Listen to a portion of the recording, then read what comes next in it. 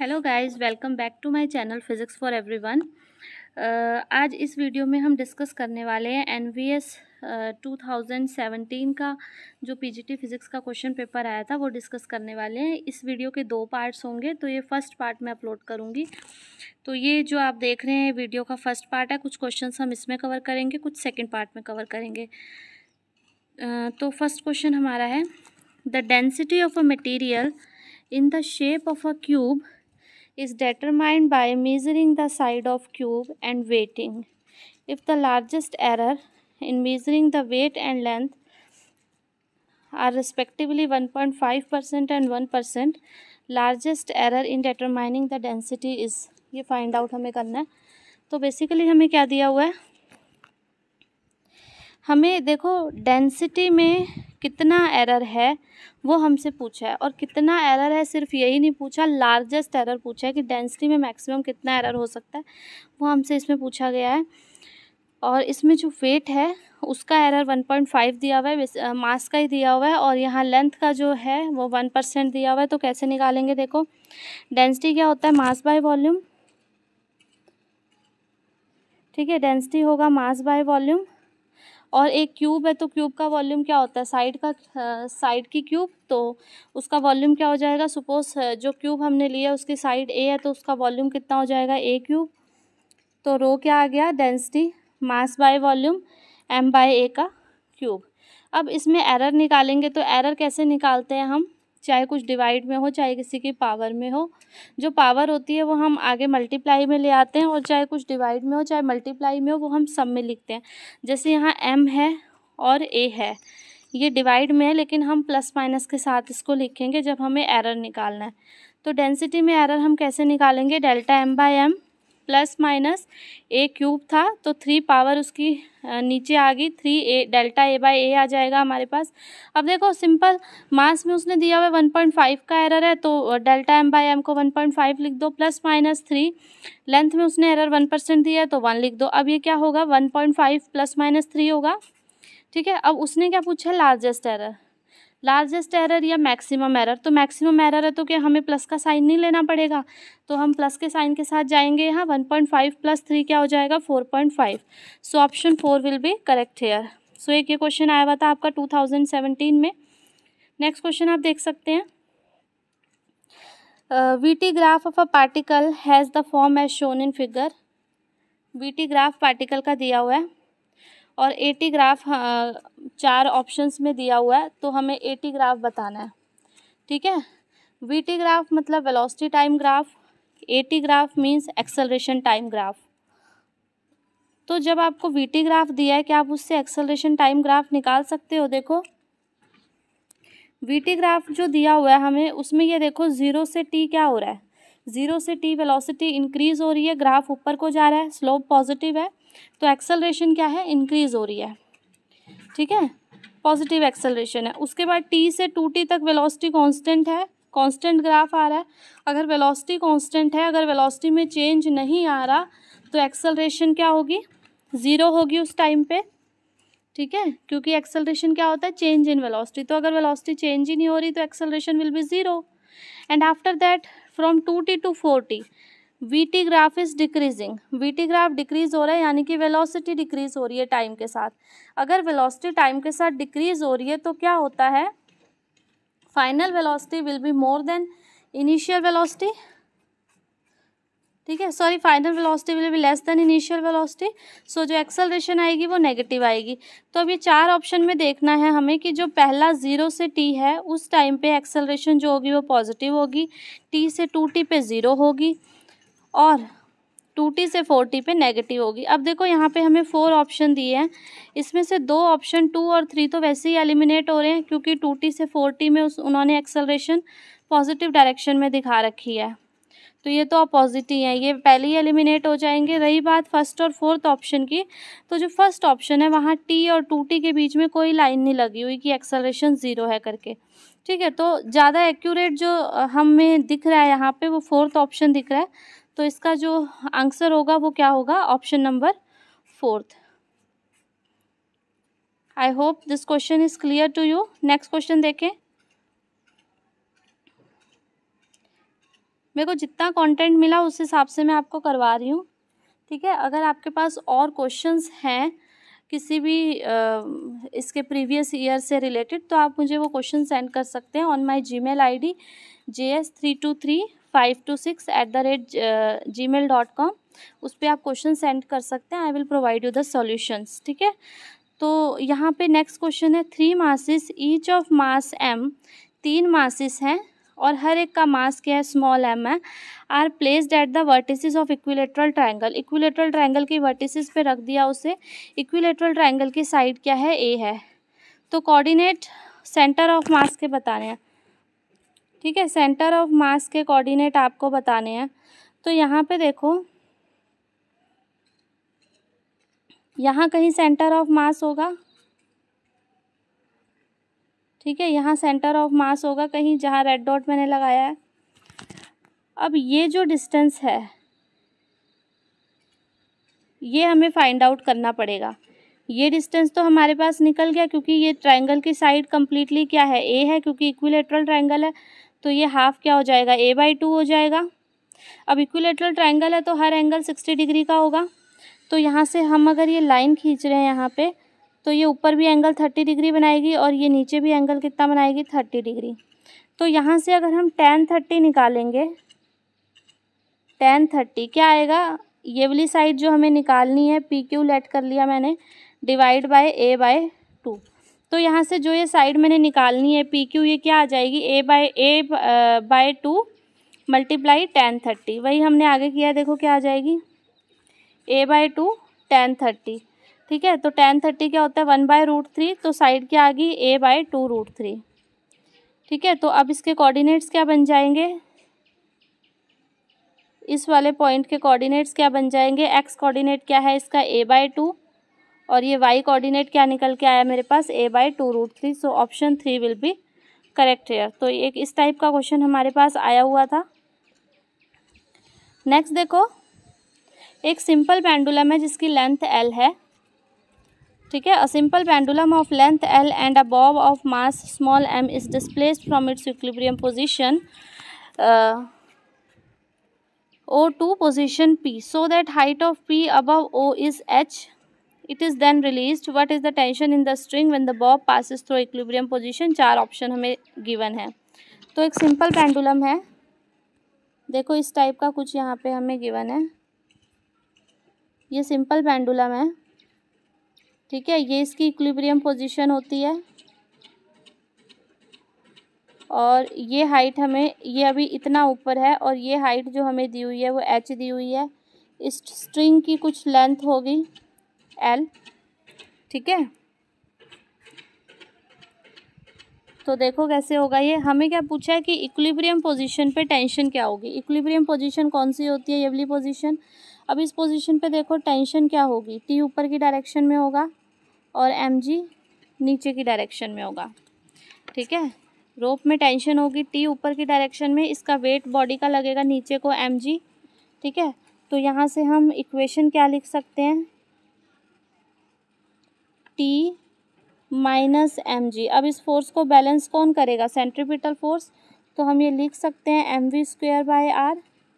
तो यहाँ से T क्या आ जाएगा, mg प्लस v²/r, ठीक है। और इसको मैं फर्दर लिख सकती हूँ T = mg प्लस v²/l, क्योंकि जो r क्या है, रेडियस होती है, ठीक है, सर्कल की। तो ये जो सर्कल बनेगा इससे, इस बॉब से, उसकी रेडियस क्या होगी, जितनी लेंथ होगी स्ट्रिंग की, जो कि हमारे पास L गिवन है, तो हमने इसको क्या लिख लिया, L। तो T = mg प्लस v²/l। एक तो हमारे पास ये ऑप्शन गिवन है हमें, ठीक है। देखो यहाँ पे दिया हुआ है हमें A ऑप्शन, ठीक है। तो एक तो ऑप्शन ये गिवन है हमें। एक देखो इसको फर्दर थोड़ा सॉल्व करेंगे, हमारे पास आ गया mg प्लस v²/l। अब हमें पता है v² क्या होता है, 2gh होता है। तो यहाँ पे v² की जगह 2gh सब्स्टिट्यूट कर दो, तो हमारे पास क्या आ जाएगा, 2gh/l। और अब हम यहाँ से कॉमन लेंगे g, तो हमारे पास क्या आ जाएगा, mg 1 + 2h/L। तो ये हमारे पास टेंशन आ गई यहाँ पे mg 1 + 2h/L। तो देखो ये ऑप्शन भी हमें दिया हुआ है डी ऑप्शन। तो यहाँ पे हमारे ए और डी दो ऑप्शन सही है, तो ऑप्शन फर्स्ट हमारा यहाँ पे सही हो जाएगा। तो इस टाइप से हमने इस क्वेश्चन को किया। एक सिंपल पेंडुलम हमें गिवन थी, ठीक है, सिंपल पेंडुलम हमें गिवन है जिसकी लेंथ L है, h डिस्टेंस वो ऊपर है अपनी इक्विलिब्रियम पोजीशन से, हमें उसकी इक्विलिब्रियम पोजीशन पे टेंशन कैलकुलेट करनी है। तो जब वो इक्विलिब्रियम पोजीशन पे है तो टेंशन स्ट्रिंग में ऊपर की तरफ लग रही है और उसका वेट डाउनवर्ड डायरेक्शन में लग रहा है mg, दोनों अपोजिट डायरेक्शन में। तो नेट फोर्स क्या आ गया, T - mg। अब इसको बैलेंस कौन करेगा, क्योंकि वो एक सर्कुलर आर्क में रिवॉल्व कर रही है, तो mv²/r सेंट्रीपिटल फोर्स होगा। तो m कॉमन लिया, g + v²/r, एक तो यही दिया हुआ है हमें ऑप्शन में। फिर v² की वैल्यू हमने सब्स्टिट्यूट कर दी 2gh, तो mg 1 + 2h/L, एक ऑप्शन हमारे पास ये आ जाएगा। तो डी और ए ऑप्शन हमारा यहाँ से आ जाएगा, ठीक है। नेक्स्ट क्वेश्चन देखो, in a transformer number of turns in primary and secondary winding are respectively 400 and 2000। तो ये 400 एंड 2000 दिया हुआ है। क्या दिया हुआ है, number of turns in primary and secondary winding, यानी कि NP हमें गिवन है और NS हमें गिवन है, ठीक है। The power output to the primary is 10 kilowatt. Primary में जो पावर है वो दी हुई है हमें 10 किलोवाट, और प्राइमरी की जो वोल्टेज है, वोल्टेज मैं कहूँ प्राइमरी की, तो वो दी हुई है हमें 200 वोल्ट, ठीक है। और एफिशिएंसी दी हुई है हमें ट्रांसफार्मर की 90%। हमसे 4 ऑप्शन दिए हुए हैं, हमें ये बताना है कि क्या क्या सही है। अब 4 ऑप्शन में देखो पहले क्या क्या गिवन है। सबसे पहले तो हमें NP NS ये दिया हुआ है क्वेश्चन में, और प्राइमरी वोल्टेज भी दी हुई है और प्राइमरी पावर भी दी हुई है, और हमें फाइंड आउट करना है आउटपुट वोल्टेज और आउटपुट करंट, प्राइमरी में भी सेकेंडरी में भी। फिर हमें ऑप्शन से पता लगाना है कि क्या कौन सा ऑप्शन सही होगा। तो देखो कैसे करेंगे इसको, हमें देखो क्या गिवन है। तो देखो क्वेश्चन में हमें क्या गिवन है, NP/NS number primary turn by secondary turn हमें गिवन है 400/2000, ठीक है। अब NP/NS VP/VS के इक्वल होता है। VP क्या है, प्राइमरी वोल्टेज, और VS क्या है, सेकेंडरी वोल्टेज। तो यहाँ से VS हम कैलकुलेट कर सकते हैं, क्या आएगी, NP/NS, ठीक है, VP × NS/NP आएगी। तो VS क्या आ जाएगी, VP जो हमें 200 दिया हुआ है इंटू 2000/400। तो यहाँ से हम सेकेंडरी वोल्टेज निकाल लेंगे, क्या आ गई हमारे पास 1000 वोल्ट। अब हमें ये प्राइमरी में पावर भी हमें गिवन है, ठीक है, तो 10 किलोवाट की गिवन थी। तो यहाँ से हम IP निकाल लेंगे, प्राइमरी में करंट निकाल लेंगे, कितना आ गया 10 kilowatt divide by primary voltage कितनी थी 200, तो 50 एम्पियर करंट आ रहा है। अब हमें एक तो आउटपुट वोल्टेज बोली थी, सेकेंडरी में देखो क्या है, आउटपुट वोल्टेज इज़ 1000 वोल्ट, क्या सही है, तो ऑप्शन ए हमारा सही है, 1000 वोल्ट है। आउटपुट वोल्टेज यहाँ पे पावर आएगा, आउटपुट पावर 9 किलोवाट, तो यहाँ पे हमने आउटपुट पावर भी आगे निकाली है, 9 किलोवाट ही हमारी आ रही है ये रही। तो ऑप्शन बी भी यहाँ पे सही हो जाएगा। सी करंट प्राइमरी में हमने 50 एम्पियर निकाला है, ये भी सही है। करंट सेकेंडरी में 10 एम्पियर, ये 9 एम्पियर आ रहा है, तो ये ऑप्शन गलत हो जाएगा। तो हमारा ABC ऑप्शन यहाँ पे सही होगा, यानी कि सेकंड ऑप्शन। निकाला कैसे है हमने, ये देखो, हमने प्राइमरी में करंट निकाल लिया 50 एम्पियर। अब हमें एफिशिएंसी दी हुई है 90%। एफिशिएंसी क्या होता है, output power by input power. तो output power by input power हमें क्या गिवन है 90%, यानी कि 90/100 आ जाएगा। और आउटपुट पावर क्या आएगी 90/100 इंटू में इनपुट पावर, और इनपुट पावर हमारी कितनी थी 10 किलोवाट थी, तो 10 × 100 लिख दिया मैंने। 100 से 100 कैंसिल, ये आ जाएगा 900 वाट या 9 किलोवाट, ठीक है। तो ये ऑप्शन भी करेक्ट हो गया। सेकेंडरी करंट देखो हम यहाँ से निकाल रहे हैं, कैसे होएगा, सेकेंडरी जो पावर है वो, यानी कि output power 9 kilowatt divide by जो सेकेंडरी वोल्टेज है जो हमारी 1000 वोल्ट निकली है यहाँ पे, ये इससे डिवाइड कर दिया, क्या आ रहा है 9 एम्पियर। लेकिन ऑप्शन में हमें क्या दिया हुआ है 10 एम्पियर, इसलिए ये ऑप्शन जो लास्ट वाला है ये गलत होगा। I hope this question is clear to you. So now moving to the next question. 3 bodies, 3 body दी हुई है, a ring, solid cylinder and solid sphere. ध्यान से देख लो कौन सी 3 बॉडी दी है, रिंग दिया है, सॉलिड सिलेंडर दिया है और सॉलिड स्फीयर दिया है। They are rolling down the same inclined plane without slipping. Without slipping वाला केस है, रोलिंग सिंपल प्योर रोलिंग वाला केस है, और रोल करके ऊपर से नीचे आ रही हैं। ये रेस्ट से स्टार्ट करती हैं। The radii of the body are identical, सबकी रेडियस सेम है। The velocity with which the body reach the ground are in the ratio. तो वो किस वेलोसिटी के साथ ग्राउंड पे पहुंचेगी, रिंग, सॉलिड सिलेंडर और सॉलिड स्फीयर तीनों किस वेलोसिटी के साथ ग्राउंड पे पहुंचेंगे, वो वेलोसिटी हमें कैलकुलेट करने को कहा हुआ है। तो वेलोसिटी का फॉर्मूला हमें पता है क्या होता है, v is equal to √2gh by में 1 + k² बाय में r²। ये फॉर्मूला पता है हमें होता है करके। तो देखो वेलोसिटी का फॉर्मूला हमारे पास होता है v is equal to √2gh 1 + k² by r², rolling के केस में।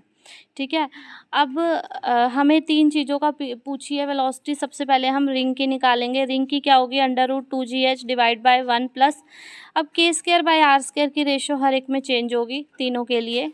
तो k होता क्या है, देखो k यहाँ पे क्या है, रेडियस ऑफ गायरेशन। ठीक है, तो आई रिंग के लिए आई क्या होता है, मैंने एक का निकाल के दिखा दिया है, आगे आप लोग कर सकते हो। रिंग के लिए आई क्या होता है, mr² होता है, और आई को हम m² भी लिख सकते हैं।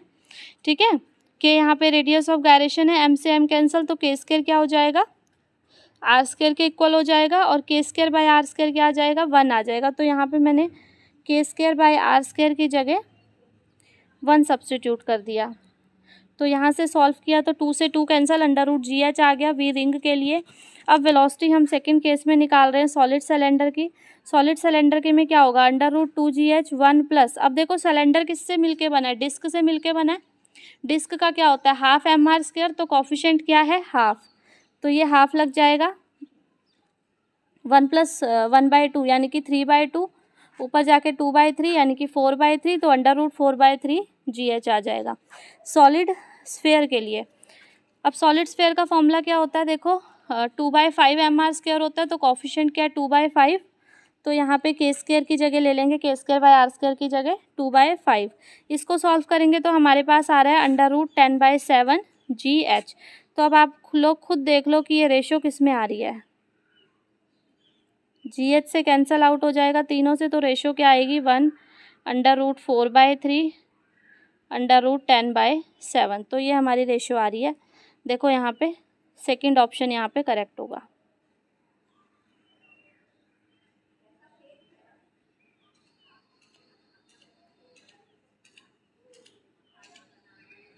नेक्स्ट देखो, if the source of light used in Young double slit experiment is change from red to violet. अब देखो क्या हो रहा है, यंग डबल स्लिट एक्सपेरिमेंट हमें पता है क्या करते हैं, हम 2 स्लिट्स रखी होती हैं, उन दोनों के बीच का डिस्टेंस हम स्मॉल d लेते हैं, और उन स्लिट्स से कुछ डिस्टेंस कैपिटल D पे हम स्क्रीन लेते हैं। ठीक है, और यहाँ हमारे पास फ्रिंज विड्थ निकल के आती है λd/d। अब उसने क्या कहा है कि सिस्टम वही है, सब कुछ सेम है, ये d distance, small d, capital D सब सेम है, हमने बस क्या किया है, red to violet light change की है। ठीक है, जो हम रेड लाइट से एक्सपेरिमेंट कर रहे थे, अब हम वॉयलेट लाइट से एक्सपेरिमेंट कर रहे हैं। अब देखो जब red to violet light change होगी तो फ्रीक्वेंसी बढ़ेगी यानी कि लैम्डा डिक्रीज़ होगा। लैम्डा डिक्रीज़ होगा तो बीटा भी डिक्रीज़ होगा, और बीटा डिक्रीज़ होगा तो कॉन्जिक्यूटिव बीटा क्या है, फ्रिंज विड्थ है।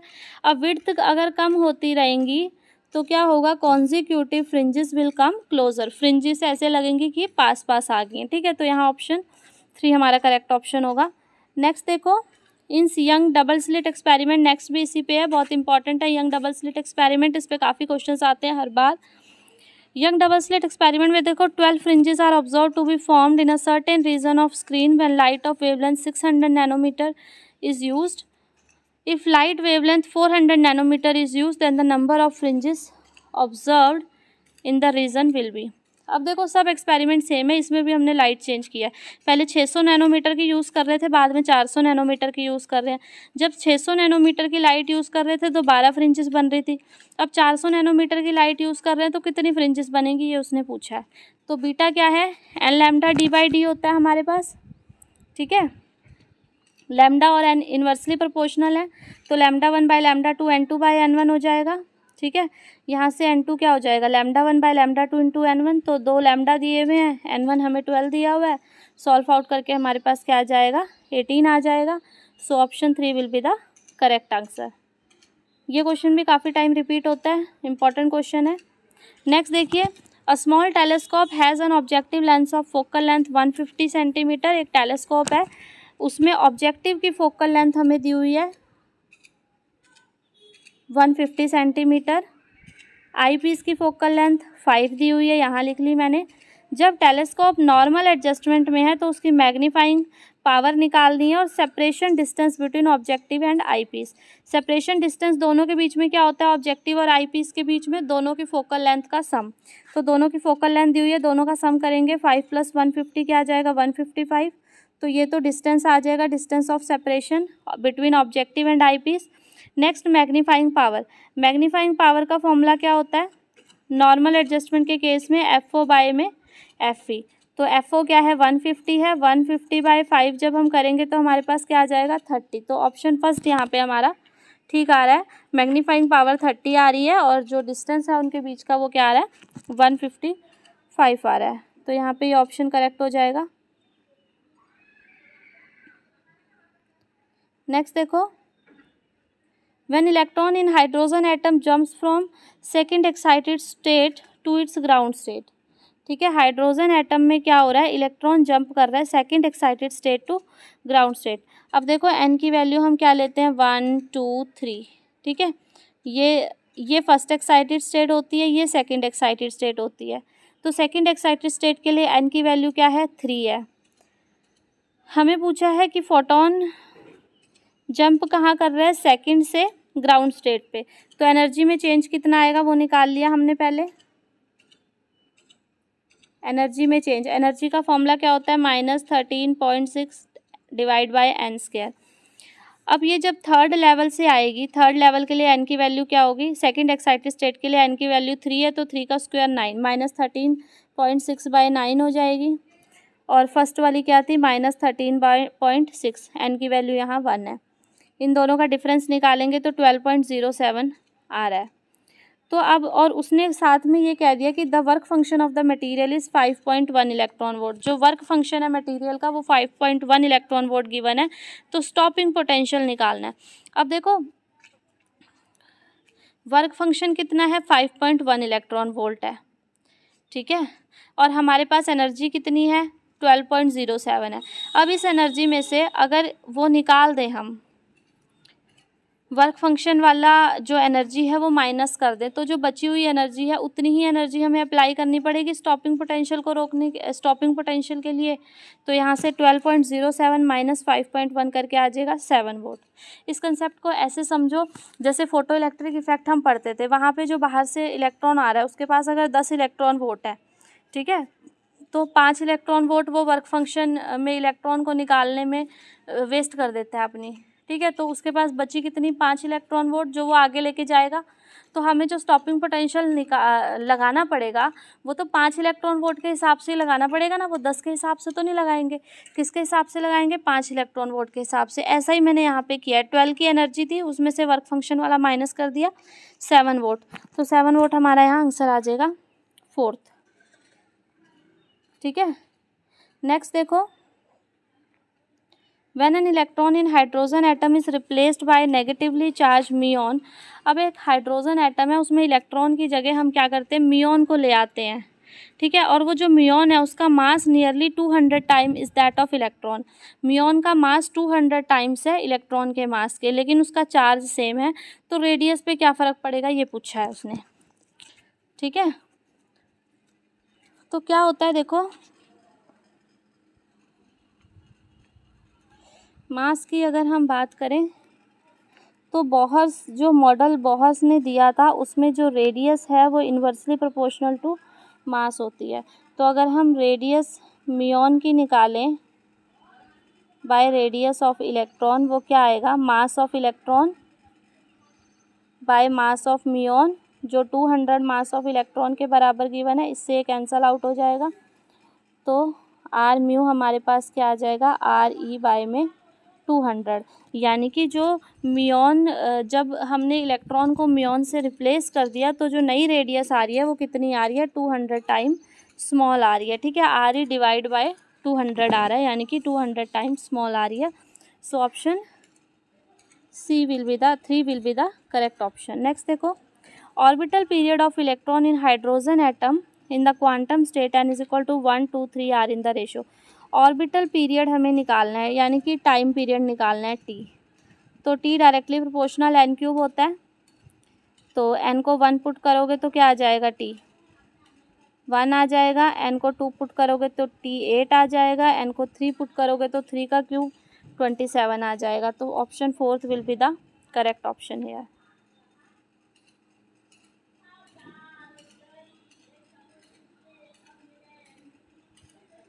नेक्स्ट देखो, अ हैवी न्यूक्लियस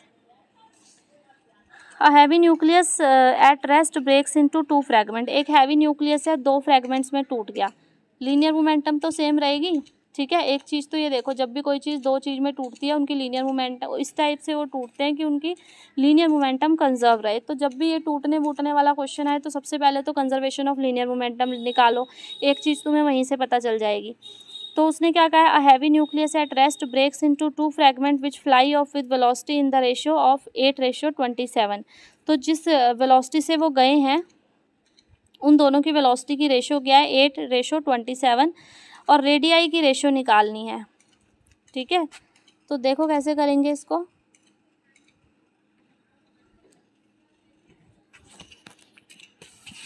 देखो सबसे पहले तो लिख लो m1 v1 is equal to m2 v2 होगा। तो v1 बाई v2 क्या हो जाएगा, m2 बाई m1, और v1 बाई v2 हमें क्वेश्चन में 8/27 गिवन है। अगर v1 बाई v2 हमें गिवन है, इसका मतलब हमारे पास m2 बाई m1 भी निकल गया। ठीक है,